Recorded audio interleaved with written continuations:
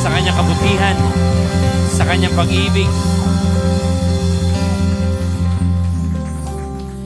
Alam niyo po, meron pong isang pet shop na meron po silang 5 mamahaling breed ng aso. Pero po doon sa 5 aso na ito, 5 tuta ay, yung isa po doon ay payat at pilay.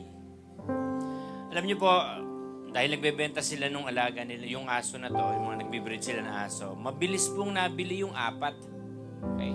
So, ang naiwan po ay yung pilay, yung payat, yung pangit sa paningin. Minsan po may dumating na customer na buyer. Sabi po ng may-ari ng pet shop, bilhin nyo na po ito kahit sa murang halaga na lang. Alam niyo po, sabi nung buyer, hindi. Bibiling ko siya kapresyo ng mga naunang nabenta nyo. Alagaan ko yan at mamahalin. Hindi dahil ganyan ang kalagayan yan ay mababa ko siya babayaran. Ano po ang punto ko? Minsan tayo po, parang mga asong pilay, parang asong payat. Maraming pagkakamali, maraming kasalanan. May pagkakataon na misalign tayo. Pero alam niyo good news, sa kabila ng mga kahinaan at kasalanan natin, mahal na mahal ka pa rin ng Diyos. At this point, raise your hands towards heaven. Muli nating sasambahin ang Panginoon at ipapahayag na napakamakapangyarihan ni Jesus. What a powerful name it is. What a powerful name it is. The name of Jesus Christ, my King. What a powerful name it is. Nothing can stand against. What a powerful name it is. The name of Jesus. What a powerful name it is. The name of Jesus. What a powerful name it is. The name of Jesus. Sa iyo, Panginoon, ang pinakamataas na papuri, pagluwalhati, pasasalamat at pagsamba. In Jesus' name. Woo! Come on, lakasan natin ang palakpak para kay Jesus. Woo! At bago po kayo maupo, high five ka lang sa mga tao malapit po sa inyo. Sabihin mo, ang laki na iginanda mo ngayon kaysa nung 1 linggo. Mas gwapo ka ngayon kaysa last week. And you may be seated kapag po nagawa nyo na yan. Praise God, praise God. Wow! Sige po, hintayin ko kayo makaupo. Ayan, siguro po, pwede ba tayo magdagdag na upuan dito sa harap? Huwag po kayong mainip. Umiikot po ang leaders ng ating simbahan at naghahanap ng lugar na po pwede po tayo lumipat sa mas malaki. Mas kumbinyente po kayo makakaupo at makakapakinig ng salita ng Diyos. Pansamantala, i-enjoy muna po natin na siksikan tayo. Ano? At sooner or later, lilipat po tayo sa malaking lugar. Sino po excited doon? Wow! Ayan ha. Okay, pupunta po tayo, dadalhin tayo ni Lord sa lugar na kung saan mas komportable tayo makakapakinig. Alright, good morning everyone. Welcome po sa ating 10 o'clock worship celebration. At sa inyo panonood online, sa mga nasa ibang bansa, nasa ibang panig ng mundo, nakaantabay po sa ating live streaming. And of course, sa ina na kasalukuyan pa rin po na Sacred Heart, nanonood po siya ngayon ng ina, si Ate Vicky, si Kuya Lito. Shout out po sa inyo dyan sa Sacred Heart Hospital. Ayan. At sa inyo po lahat, batiin nyo po ng good morning yung katabi nyo. Pwede ba pikit-pikitan mo yan, tapos sabihin mo good morning. Nakakatawa po makita. Of course, palakpakan natin ang Diyos sa buhay ni Pedi. Nakasama natin ngayon. Yan talaga. kaya naman namumuso ang mata ni Vicky dahil kasama katabi niya si Pedi. At sa inyo pong lahat, si Rose Ann. Tama ba, Rose Ann? Yan, kayong lahat. Ako, ang dami nyo pong nandito. Hindi ko man po maisa-isa, but thank God nandito po kayo. Alright, sige po, may bakante pa po sa harapan. Yan, i-occupy nyo po yung seats in front at dito po ginagawa natin lahat na nasa harapan, binibigyan ng tig 5,000. Joke lang. Alright. Okay. Nasa panibagong series na po tayo sa buwan na ito ng March. Natapos na po natin yung pag-uusap patungkol sa pag-ibig, patungkol sa puso last month. Ang bilis ng panahon, no? Sa nagdaang 2 months, napakabuti ng Diyos sa ating mga buhay. Amen. January, February, palapakan natin ng Diyos doon sa 2 months na nagdaan. At sa unang araw ng buwan ng March, at sa unang Sunday po ng buwan ng March, ay nasa panibagong series na po tayo. Ang sabihin natin, realign. O pastor, ano ba ibig sabihin na realign? Sa loob po ng 5 Sundays, na pag-uusapan po natin yung theme natin or series natin about realign, ito po ay usapin patungkol sa fixing our focus. Say with me, fixing our focus. Alright? Nabanggit ko na po ito dati, pero hinihingi lang po ng pagkakataon na sabihin ko po ulit sa inyo at illustrate. Alam niyo po ba na ang mga kalapate, nakakita na po ba kayo ng kalapating naglalakad? Okay, kalapati lumilipad, di ba? Pinapalakpakan niyo pa nga. Pag lumilipad. Yung kalapati po naglalakad, pag naglakad sila ganito, tingnan nyo ha. Habang ilang steps, gaganon po siya. Di ba? Alala nyo? Alam ko nasa isip nyo, pastor, mukha kang kalapati. Di, gano'n sila. Di ba? Habang naglalakad po sila, tapos gaganon-ganon sila. Okay? Ang reason pala, ang kalapati ay hindi makapag-focus. Kailangan nilang mag-stop sa pagkaraan ng ilang steps para ma-refocus sila. Nakuha niyo ang galing ng kalapate, no? Kailangan hindi talagang diretsong lakad. Kailangan mag-stop sila para ma-refocus yung paningin nila. Sa Christian life natin, may mga pagkakataon na napakahalaon, may mga pagkakataon na na-out of focus tayo. Tama? Posibleng may iba ka natitingnan, tapos nawawala ka sa focus mo. Ang realign po, ang series po natin sa buwan na ito, ay magiging dahilan para ma-realign ka. Ano ibig sabihin? Fixing our focus. Kaya po, ladies and gentlemen, ang ating po pag-uusapan ay pinamagatan ko pong stay in your lane. Palakpakan natin ng Panginoon. Yan. Manatili ka sa inyong linya. Mamaya, papaliwanag ko po bakit ganito yung title natin. Hinugot ko po, kinuha ko po ating pag-uusapan sa aklat po ng Hebreo or Hebrews chapter 12, verses 1 and 2. Medyo English version po ito, New International Standard, New International Version po yung ating pag-uusapan. Medyo nagpa-practice po ng English, baka makarating ng Canada, mga ganyan, Amerika. Practice lang. Sabi po na Hebrews chapter 12, verses 1 and 2, sabi dito, therefore, say with me, therefore. Sabi dyan, since we are surrounded by such a great cloud of witnesses, let us throw off. Say with me, throw off. Malakas. Sabi dyan, throw off everything that hinders and the sin that so easily entangles. And let us run. Say with me, run. Lalakas. Sabi dyan, run with perseverance the race marked out for us. Yan. Sige nak, may gagawin pa kayo? Akala ko, dahil wala ng space, may bababa sa kisame. Sige nak. Yan. Okay lang yan. May commercial pa. Ay, ganito talaga sa MJCC, ha? Di ba? May commercial pa. Mabuti lang, magaling ito ating mga... gusto niyo ako na umakyat, ha? Hindi, tuloy natin. Nasaan na nga ba ako? Nakuryente pa tao. Run! Run with perseverance the race marked out for us. Babalikan ko po yan, ha? Yung binanggit ko po kanina na throw off everything that hinders. And tapos po dito, and the sin that so easily entangles. And let us run with perseverance. Tapos yung last part, yung the race marked out for us. Babalikan ko po yan mamaya. Tuloy pa natin. Sabi dyan, fixing our eyes on Jesus, the pioneer and perfecter of faith, for the joy set before him, he endured the cross. Listen to this.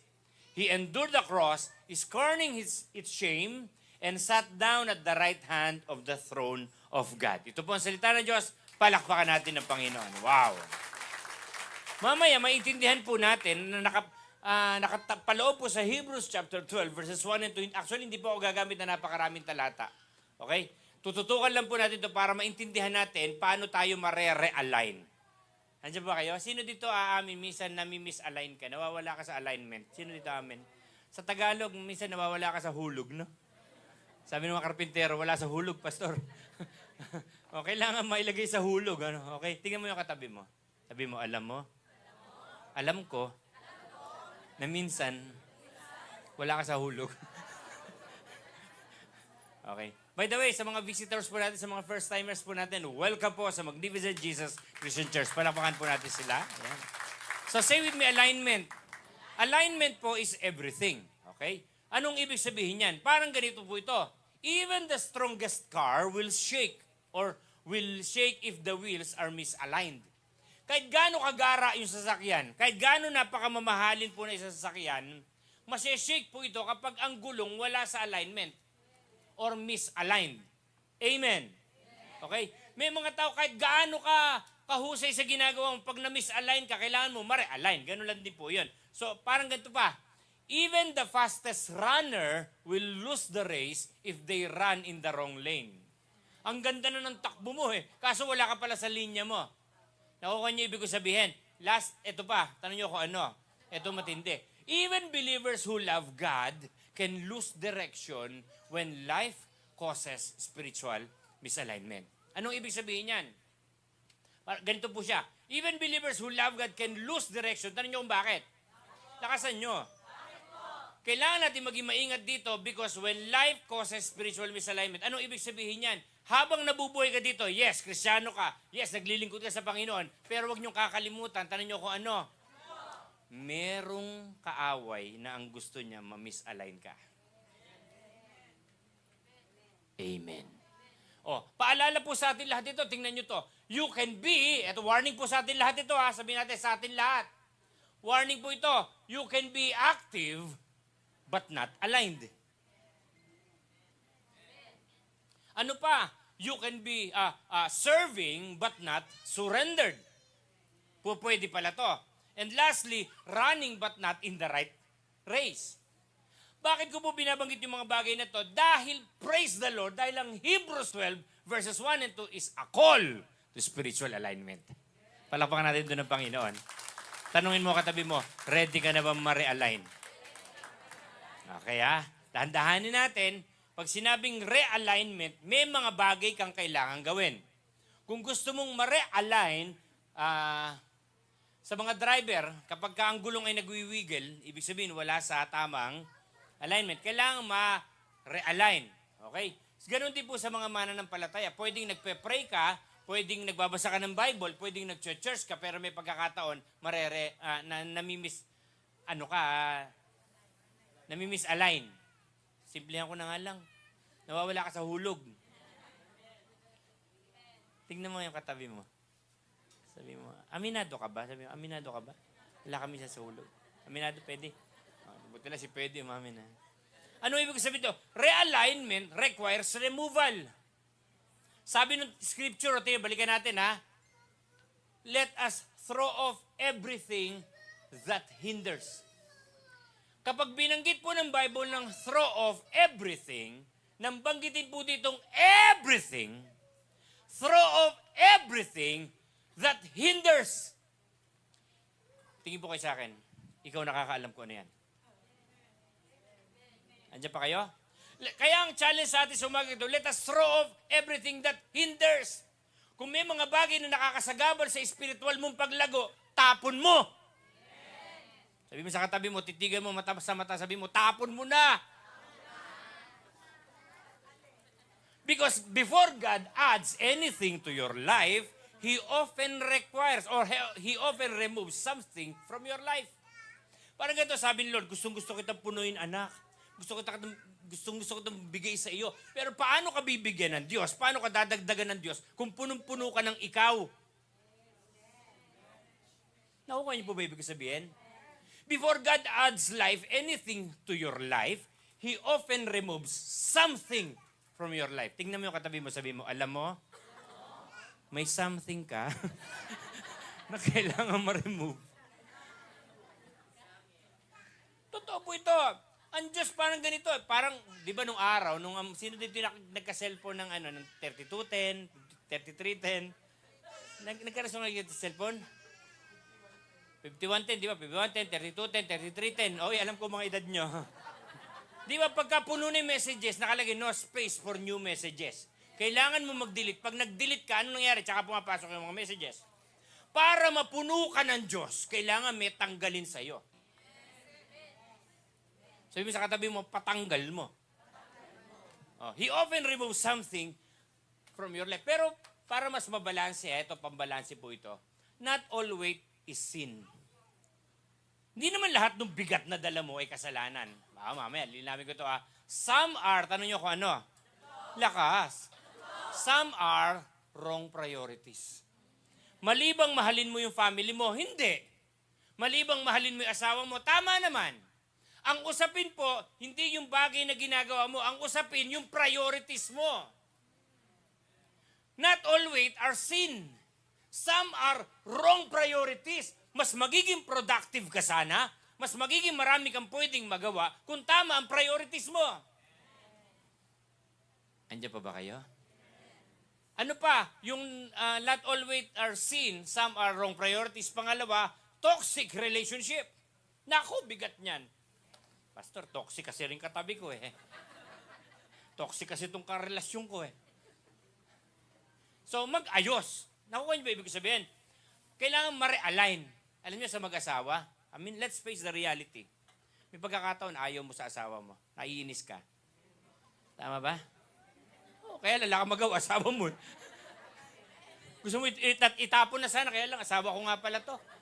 In richer and in poorer. In sickness and in health. Kung toxic na yung relationship nyo, di mag-ayos, kailangan ma-realign. Nung una nga, sweet na sweet kayo, di ba? Hindi ako makakain, be, hanggat wala ka. Honey, miss na kita. Nung toxic na relationship, umuwi ka pang, Yeah? Umuwi ka pang ano ka? Dati, my hero tawag mo. My hero, ha? Love of my life. Nung huli, pinalitan mo na pangalan, umuwi ka pang, toxic na eh. Ibig sabihin, pag nagiging toxic na, gawan nyo na ng paraan. Okay nyo, ibig sabihin?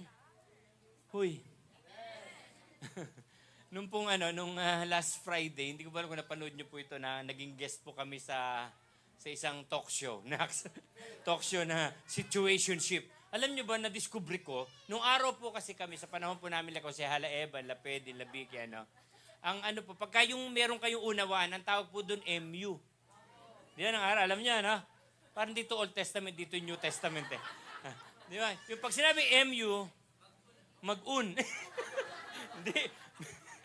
Mutual understanding, yung masarap sa pakiramdam na kasama mo, pero wala kayong label. Ang tawag pala sa panahon ngayon, sa ano bang generation ngayon, alpha generation, ang tawag pala situationship. Yun. Nagke-care sa'yo pero walang label. Lagyan mo na ng label, boss. Ay! Nadulas yata ako. Nakikita ko kasi yung picture do sa photobooth kagabi. Ano sasabi ko? Oh, ilagyan nyo ng label. Kaya nung pong nag-speak kami doon sa talk show na yon, hinamon ko po yung mga kabataan, tanong nyo kung ano sabi ko. Sabi ko, mga kalalakihan, huwag mong liligawan. Kung sa bandang huli, iiwanan mo din lang. Nakapulot itong pang my day itong mga lalaki na to. Ayusin ninyo, mag-ayos tayo. Nakuha nyo ba? Kasi may pagkakataon talaga, aminin natin to, hindi naman sa isang relationship, sa mag-asawa, kahit anong relationship, hindi naman parehas laging okay. Kumusta kapag hindi okay yung karelasyon mo? Hindi ba mas mainam na tingnan natin, kahit hindi siya okay, dapat sa'yo magsimula na okay ka para maging okay ang relasyon niya. Amen. Sikuhin mo sa bilbil yung katabi mo, sabi mo, narinig mo ba? Okay. Not always are sin, some are wrong priorities, toxic relationship, eto na. Ito, malakas to ngayon eh. Yung tinatawag na mahihirapan tayong takbuhin ng race, tumakbo sa lane mo kapag meron ka nito. Yung tinatawag na emotional baggage. Malakas po yung umatake sa ating pansinin nyo, Na-experience nyo ba yun? Hindi ka makatulog? Hindi ka makakain? Madali ka mapagod? May lagnat ka sa hapon? TV yun.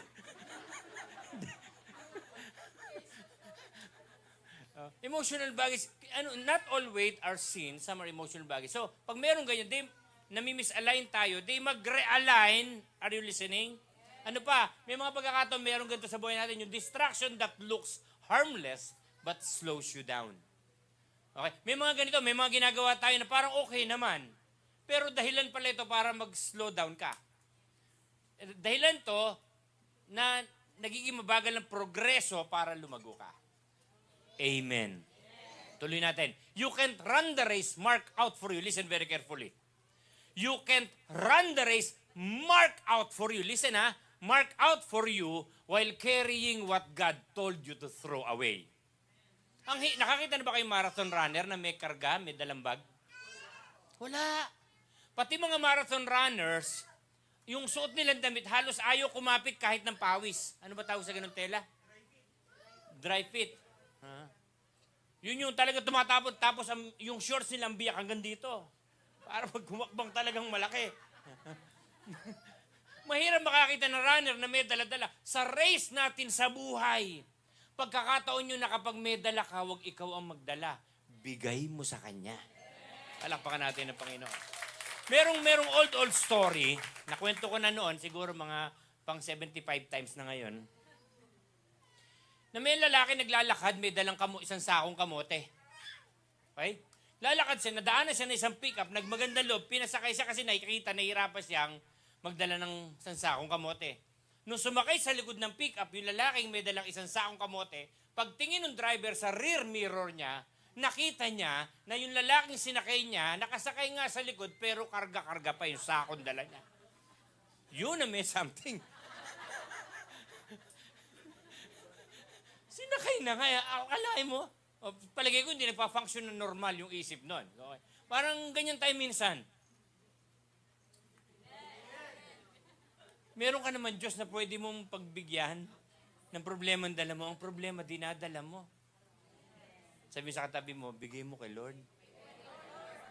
Anong big idea dito sa binabanggit ko? Sabi ko, you can't run the race marked out for you while carrying what God told you to throw away. Ang ibig sabihin po niyan, ang big idea, say with me, big idea. Ang big idea, realignment begins with subtraction before multiplication. Merong kailangan mawala sa iyo para mag-multiply ka. Hello? Amen. Tuloy na natin. Realignment requires repentance. Sabi sa binasa natin kanina, balikan natin yung scriptures. Again, realignment requires repentance, sabi ng scriptures, and the sin that so easily entangles. Pastor, ano ibig sabihin yan? Tignan muna natin na ibig sabihin na entangle. Say with me, entangle. Lakasan nyo po. Entangle means you didn't plan to stop, but something wrapped around your walk with God. Ang tawag po doon entangle. You didn't plan to stop, but something wrapped around your walk with God. Pag meron kang ganito, tanong nyo kung ano mangyayari. Papaliwanag ko maya-maya. Tuloy ko muna. Sin doesn't just stain. Alam nyo, kasalanan, hindi lang ito isang matcha. It restrains. Alam nyo yung restrains? Ano ang Tagalog bilas ng restrains? Nakakapigil. Nag-hold you back. Ito yung nag-hold back sa'yo. Kapag merong ganito, ang ibig sabihin, ganito mangyayari. It keeps you running in circle. Kaya minsan ang buhay parang boring. Nabobore ka na paulit-ulit lang. Gumising ka, nag-toothbrush ka, naligo ka, kumain ka, nagtrabaho ka, umuwi ka. Ganun lang. Okay nyo? Amen. Ano pa? Yung entangle sa binabanggit ko, yung nalulus yung focus mo, losing focus, and thirdly, and drifting from your purpose. Amen. Kaya po, repentance is not punishment. It's realignment. Say with me, realignment. Yan. Pangatlo, tuloy na natin. Realignment requires endurance. Eto na. Okay. Sa Tagalog, ang endurance po ay at nagsatahimik ang lahat. Endurance ay pagtitiis, sakripisyo, pagtitiyaga, pagpupunyagi. Yan, mga ibig sabihin Tagalog. So pag gusto natin ma-realign, kailangan mo ng endurance. And sabi ng scripture, run with perseverance the race marked out for us. Yung takbuhin ni Neil, hindi ko pwedeng takbuhan kasi para sa kanya lang yon. Do you get what I'm saying? Yung takbuhin ko, hindi pwedeng takbuhin ni Neil dahil para sa akin lang yon. Run, kaya ang challenge, run with perseverance the race marked out for us. May kanya-kanya tayong takbuhin. May mabibilis, may mabagal, but ang importante, nagpapatuloy sa pagtakbo. Palakpakan natin doon ng Panginoon. Tingnan nyo itong run with perseverance, the race marked out for us, sabi dito, it is a race. Kapag narinig natin yung salitang race, ang re-rehistro agad sa isip natin, karera. Tama? Unahan. Pero sa spiritual na kalagayan o usapin, ang race na binabanggit po dito ay spiritual journey, Christian journey. Okay? Na ang ibig sabihin, ano yan, mahaba, hindi lang ito maikling takbuhan. Mahaba ito. Okay? Meron ako nakita sa Facebook, nagpapirma daw eh. Akala niya matatanggap niya. Ang pinirmahan niya, 20K. Yun pala, kilometers pala yun. Ibabagal na internet, umiikot pa. It is, ang takbuhin sa buhay ito, it is a race. Ano pa? It is marked out. Alam na ng Diyos, ito yung tatahakin mo. Man, tatahakin mo ito pero hindi madali. Nakuha niyo ibig sabihin? Justin, tatahakin mo to. Dito ka tatakbo pero may mga pagdadaanan ka. May mga pagkakataon, pwede kang lumipat, pwede kang malihis. Pero ang mensahe nagsasabi, kailangan nating ma-realign. Dito ka talaga sa takbuhin mo na to.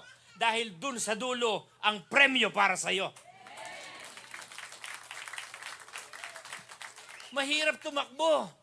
Okay? Pero tuloy lang natin kasi itong tinatakbo natin na to, it is marked out. And lastly, ito matindi. Ito dahilan para magpatuloy ka. It requires perseverance. Amen. Madali ba maging Kristiyano? Hindi. Nung naging Kristiyano nga ako, dumami pa lalo problema ko.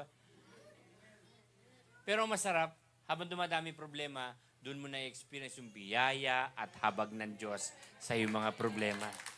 Ano gusto nyo? May problema ka na wala ang Diyos? O may problema ka nandyan ang Diyos? O gusto nyo wala ng problema, makapiling na ng Diyos? Ang ibig sabihin po nito, ang meaning po niya, say with me, ang ibig sabihin po nito, God already designed your lane, but endurance keep you in it. Again, God already designed your lane, but endurance keeps you in it. Yung itong pagtsitsaga, pagpupursige, pagpupunyage, ito yung maging dahilan para magpatuloy ka doon sa linya mo.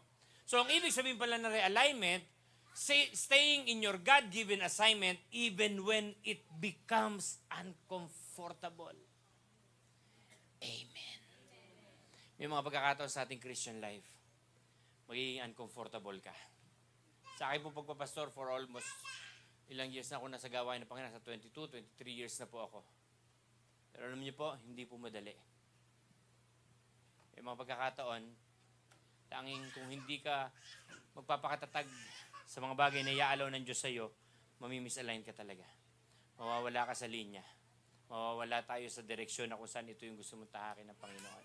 Pero alam niyo, pag nandun yung endurance, makita natin, mananatili ka nagpapatuloy kahit may pagkakataon, uncomfortable ka. Sabi mo sa katabi mo, tuloy lang tayo kay Lord. Last na po ito, pang-apat. Say with me, realignment.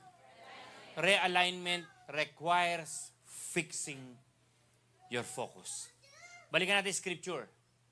Fixing our eyes on Jesus. Ibig sabihin, misalignment happens when you start focusing on. Listen very carefully. Mamimisalign pala tayo, mawawala ang focus natin, or again, misalignment happens when you start focusing on people, on pain. Huwag kang mag-focus sa tao, huwag kang mag-focus sa sakit, sa kirot, ano pa, huwag kang mag-focus sa problem, huwag kang mag-focus sa pressure. Kapag dito tayo na-focus, mamimisalign ka instead of Christ. Balik pa rin tayo sa focus natin kay Jesus Christ, the author and finisher of our faith. Malapit na po ako matapos, pero nakita ko po dito sa mga bagay na pinag-uusapan natin, mahalaga lang sa Panginoon. Aminin natin na may pagkakataon talaga na mimisalign tayo. At kailangan nating ma-realign. Because ang challenge po sa atin, realignment is not trying harder, but looking higher. Palapakan natin doon ang Panginoon. Magtatapos po ako sa isang tagpo. Ito po yung tagpo na kung saan si Peter, okay? You know the story, nabasa nyo na po ito, narinig nyo na to. Sabi ng Matthew 14:30 and 31, but when he saw the wind, he was afraid and beginning to sink. He cried out, Lord, save me! Jesus immediately reached out his hand and took hold of him, saying to him, tingnan niyo si Jesus, "Oh, you little faith, why did you doubt?" Ito po yung tagpo, sabi ni Peter, Lord, gusto kong pumaryan kasi naglalakad po si Jesus sa ibabaw ng tubig. Nung magkaroon ng desire si Peter, Lord, gusto kong pumaryan. Listen very carefully. Gusto kong pumaryan. In-honor ni Jesus yung kagustuhan ni Peter. Nasusundan? Sabi ni Jesus, halika. And here comes the invitation. Nung nagkaroon ng desire si Peter, gusto kong pumaryan. Nakita niya lumalakad si Jesus sa ibabaw ng tubig, gusto kong pumaryan. In-honor ni Jesus yung desire niya. Nagsimula siyang lumakad sa ibabaw ng tubig habang nakafocus siya kay Jesus. Listen, nangyayari ang supernatural kapag nakafix ang focus mo kay Jesus. Lalakad ka sa supernatural. Lalakad ka sa parang imposible dahil naglalakad siya sa ibabaw ng tubig. Habang nakafocus siya, pero may problema. Tanong nyo kung ano. May malakas na hangin. May malakas na alon. At itong mga bagay na to, itong hangin na to, itong alon na ito, ang pumukaw ng atensyon ni Peter at napansin niya ito. Sabi ng scripture, nung napansin niya malakas na hangin at alon ay unti-unti siyang lumubog. Anong ibig ko sabihin? Nangyayari po yung supernatural habang nakafocus siya kay Jesus. Anong challenge sa atin? Pwedeng mangyari yung imposible sa buhay natin kapag ang focus natin ay kay Jesus at hindi sa hangin, hindi sa alon. Ang focus lang natin ay kay Jesus. Nung napansin niya ang hangin at alon, unti-unti siya lumubog. Pero si Jesus, tingnan nyo inabot, nung mag-pray si Peter, Lord, save me. Shortest prayer in the Bible, Lord, save me. Inabot ni Jesus yung kamay niya. Iniahon siya, pero nasabi sa kanya ni Jesus, oh, you little faith, why did you doubt?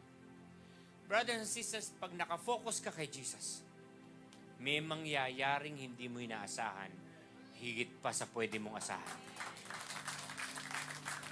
Kapag nakafocus ka kay Jesus, yung mahirap, I believe, kung sa sariling kakayahan lang ni Peter, hindi niya kayang lumakad sa ibabaw ng tubig, right? But nandun si Jesus na tinitingnan niya. May mga problema tayo minsan ang hirap harapin. Parang kailan ba ito matatapos? Ano ba ang solusyon sa problemang ito? Ano na mangyayari sa buhay ko dahil mabigat ang problema ko? But brothers and sisters, let me tell you, kapag nakafocus ka kay Jesus, lalakaran mo lang ang lahat ng ito. The moment Peter looked at the wind, he sank. Napapansin niya hangin at alon, lumubog siya. But when he looked back to Jesus, he was saved. He was saved. Brothers and sisters, aminin natin, minsan nami-misalign tayo. Aminin natin na minsan hindi tayo okay. Aminin natin sa harap ng Panginoon ngayon na minsan natutuon ang pansin natin sa ibang bagay instead of Jesus Christ. Pero gaya ni Peter, challenge po sa atin lahat ito. But when he looked back, si Peter, but when Peter looked back to Jesus, sabi doon, he was saved. Ano yung punto? Ano yung punto? Kailangan natin ng realigned life. Kailangan nating ma-refocus. Kailangan natin bumalik sa focus natin kay Jesus. Huwag sa hangin. Huwag sa alon, mga kapatid. Only kay Jesus. Sa Panginoon Jesus lang tayo mag-focus. Palakpakan natin ito si Jesus. Kaya ang challenge sa atin lahat, stay in your lane. Close your eyes. Father, in the name of Jesus and by the power of your Holy Spirit, salamat po sa mga bagay na pinaunawa mo sa amin sa bagay. Salamat po na intindihan namin kung gaano kahalaga na ma-realign po ma-realign kami. Ibalik namin ang aming pansin, ang aming pagtutuon ng pansin sa iyo, Panginoon. Ma-refocus po kami. Lord, sorry po sa mga pagkakataon na nami-misalign kami. This morning, Panginoon, yung mensahe mo, yung mga salita mong amin napakinggan, o nagdidesisyon po kami na magpapare-align po sa iyo sa umaga po ito.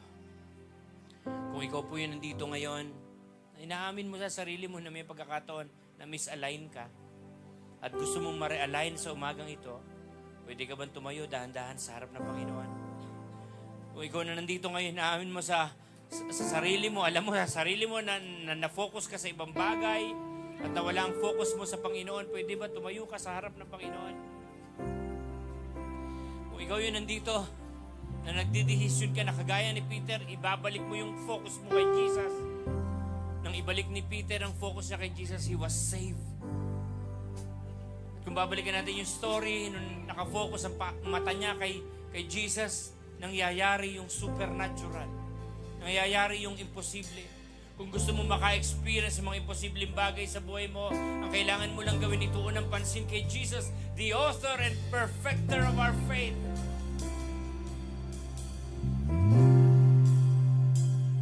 Handa ka na magpare-align, please raise your hands towards heaven.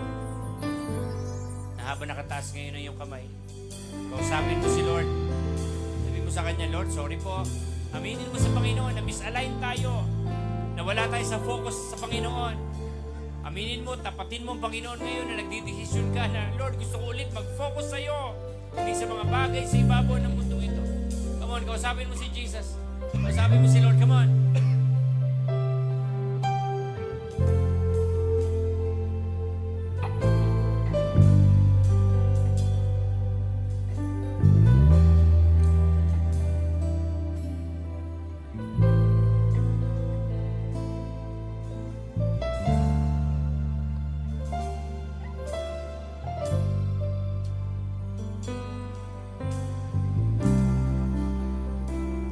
Siyasatin mo po ang aming mga puso sa umagang ito. Linisin mo po kami sa aming karumihan at pagkakamali. Patawarin sa aming mga kasalanan. Marapatin mo po kami sa iyong harapan sa oras na ito, bago po ang pagtanggap namin sa tinapay at wine na simbolo ng iyong katawan at dugo na nabayubay sa krus ng Kalbaryo.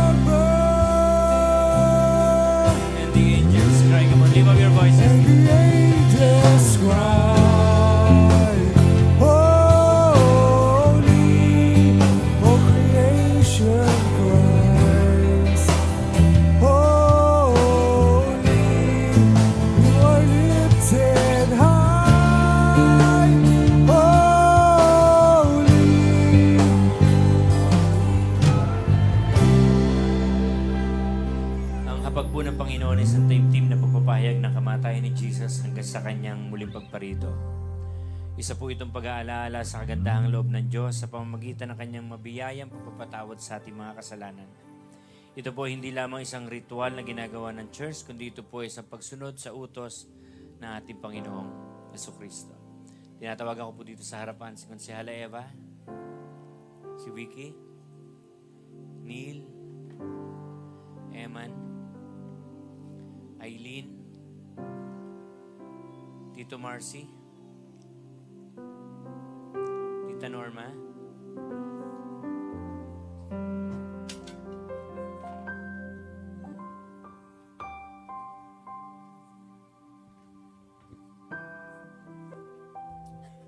Pastorel,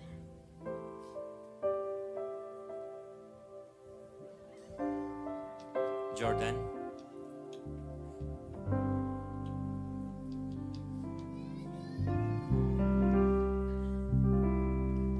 Panginoon, tangan po ng iyong mga anak, ang elementong ito, simbolo na iyong katawan at dugo na nabayubay sa krus ng Kalbaryo. Dalangin ko po, linisin mo sila, hugasan mo sila, patawarin sa kanilang mga kasalanan at marapatin sa iyong harapan habang ipinapamahagi po nila ang mga elementong ito. In Jesus' name, Amen. Sige po. Bigay po niya, tapos babalik po kayo dito sa akin.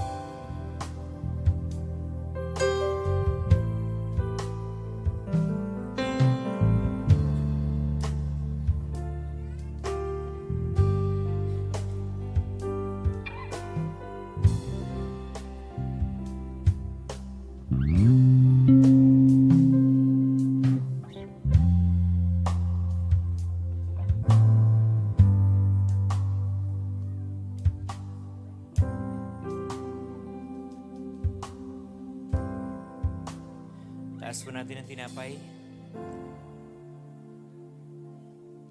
Sapagkat ito ang turo na tinanggap ko mula sa Panginoon at ibinigay ko naman sa inyo. Noong gabing siya ipagkanulo ang Panginoong Jesus ay dumampot ng tinapay. Nagpasalamat at pinagpirapiraso yun at sinabi, ito ang aking katawan na inihahandog para sa inyo. Gawin niyo ito bilang pag-aalaala sa akin. Let us pray. Panginoon namin Diyos, lubos po kami pasalamat sa iyong dakilang pag-ibig sa amin. Bagamat kami po hindi karapat-dapat sa iyo, minarapat mo pa rin kami maging mga anak mo sa pamamagitan ng pagkamatay ni Jesus sa krus ng Kalbaryo para sa ikapagpapatawad na aming mga kasalanan. Pagpalain mo po ang tinapay na ito upang ito po'y maging pagpapala rin sa amin. In Jesus' name. Sabay-sabay pa natin kainin.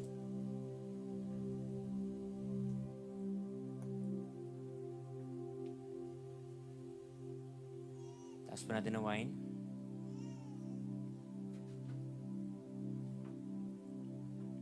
Matapos maghapunan, dumampot din siya ng saro at sinabi, ang sarong ito ang bagong tipan na pagtitibay na aking dugo. Tuwing iinumin niyo ito, gawin niyo ito bilang pag-aalaala sa akin. Let us pray.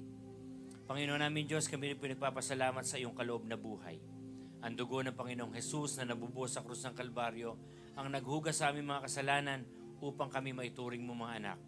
Inihahandog po namin sa iyo aming pagsamba at pasasalamat bilang isang haing buhay para sa kaluluwalhati na iyong pangalan. In Jesus' name. Amen. Sabay-sabay po natin inumin.